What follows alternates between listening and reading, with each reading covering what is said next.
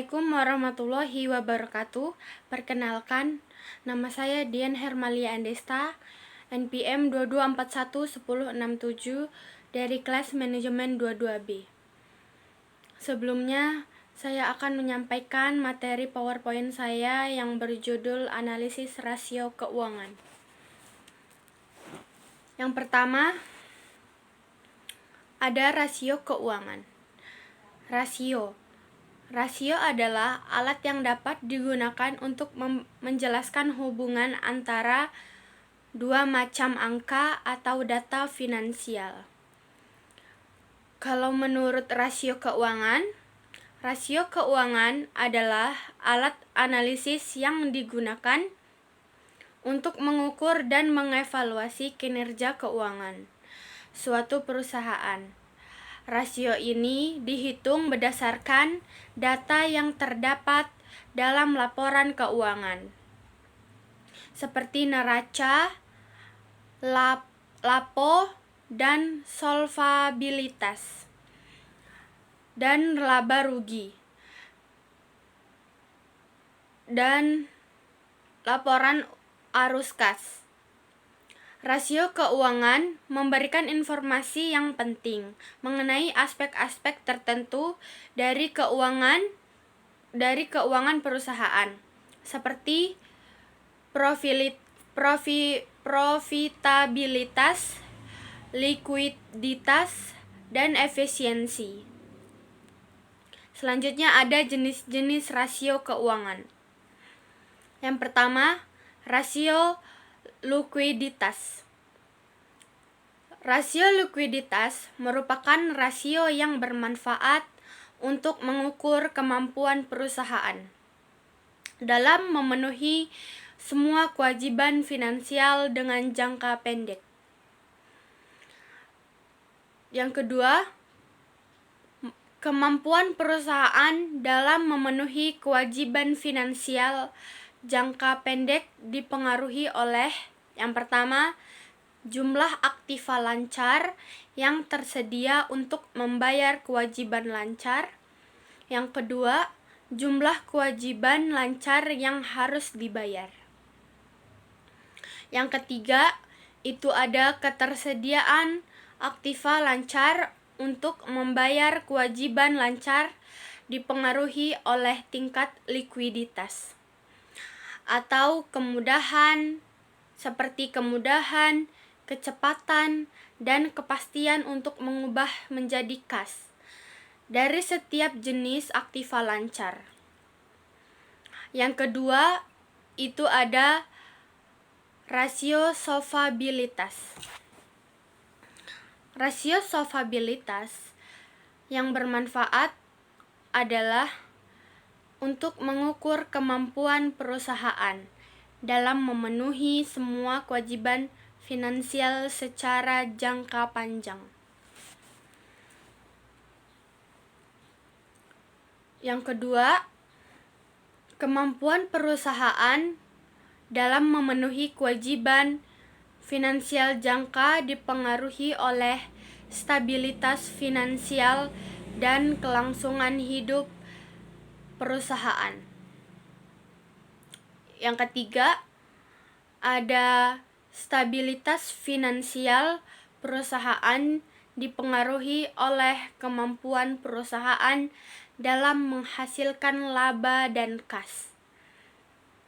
Selanjutnya, ada kelangsungan hidup perusahaan dipengaruhi oleh struktur dan modal perusahaan. Selanjutnya, yang ketiga itu ada rasio profitabilitas. Yang pertama, merupakan rasio bermanfaat untuk mengukur kemampuan perusahaan dalam menghasilkan laba. Lalu yang kedua, itu ada kemampuan perusahaan dalam menghasilkan laba dipengaruhi oleh kemampuan perusahaan dalam memanfaatkan aktiva yang dimiliki, beroperasi secara efisien, dan memberikan kembalian pada investor.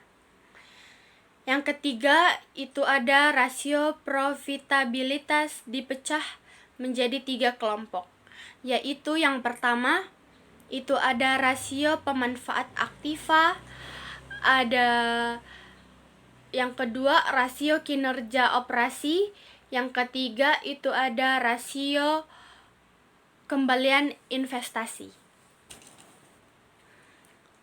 Yang keempat itu ada rasio investor atau pasar. Yang pertama merupakan yang bermanfaat untuk mengukur kemampuan perusahaan dalam memberikan kembalian atau imbalan kepada para pemberi dana, khususnya investor yang ada di pasar modal. Yang kedua, itu ada merupakan yang bermanfaat bagi investor untuk menilai kinerja sekuritas saham di pasar modal. Yang ketiga, tujuan analisis sekuritas saham di pasar modal adalah untuk menentukan sekuritas saham, produk derivasinya yang secara teoritis menguntungkan. Selanjutnya ada analisis rasio keuangan. Analisis rasio keuangan adalah analisis yang dilakukan dengan menghubungkan berbagai perkiraan yang terdapat pada laporan keuangan dalam bentuk rasio keuangan. Menurut Will Subramaniam dan Halsey, analisis rasio dapat mengungkapkan hubungan penting dan menjadi dasar perbandingan dalam menemukan kondisi dan tren yang sulit untuk dideteksi dengan mempelajari masing-masing komponen yang membentuk rasio. Analisis rasio keuangan adalah analisis yang menghubungkan perkiraan neraca dan laporan laba rugi terhadap satu dengan lainnya, yang memberikan gambaran tentang sejarah perusahaan serta penilaian terhadap keadaan suatu perusahaan tertentu. Selanjutnya, tujuan analisis rasio keuangan.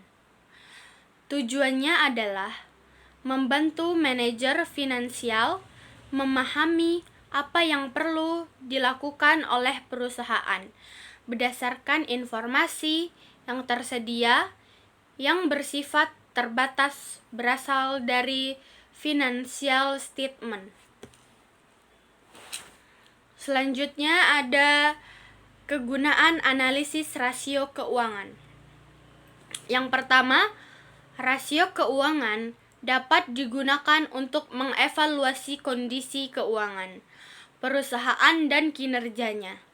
Dengan membandingkan rasio keuangan perusahaan dari tahun ke tahun, dapat dipelajari komposisi perubahan dan dapat ditentukan apakah terdapat kenaikan atau penurunan dalam penurunan kondisi dan kinerja perusahaan selama waktu tersebut. Yang kedua, bagi manajer finansial, dengan menghitung rasio-rasio tertentu akan memperoleh suatu informasi tentang kekuatan dan kelemahan yang dihadapi oleh perusahaan di bidang finansial. Yang ketiga, sedangkan bagi investor, atau calon pembeli saham merupakan bahan pertimbangan apakah menguntungkan atau untuk membeli saham perusahaan yang bersangkutan atau tidak. Selanjutnya ada metode analisis rasio keuangan. Paling umum metode yang digunakan dalam analisis rasio keuangan perusahaan adalah analisis common size dan time series. Yang pertama, analisis common size. Membandingkan perubahan dalam pos-pos dengan total aktiva, pasiva, dan penjualan. Dalam analisis ini, perusahaan akan mendapatkan informasi berupa komposisi investasi atau aktiva dan struktur modal pasiva. Yang kedua, analisis time series dan forecasting. Analisis ini digunakan untuk membandingkan data keuangan pada metode tertentu, terutama sebagai bahan peramalan atau proyeksi kondisi keuangan di masa depan.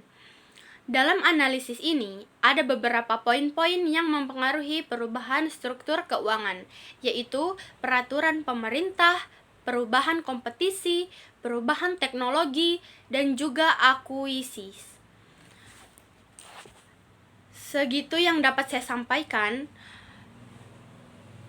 Apabila ada salah kata, mohon dimaafkan. Saya akhiri. Wassalamualaikum warahmatullahi wabarakatuh.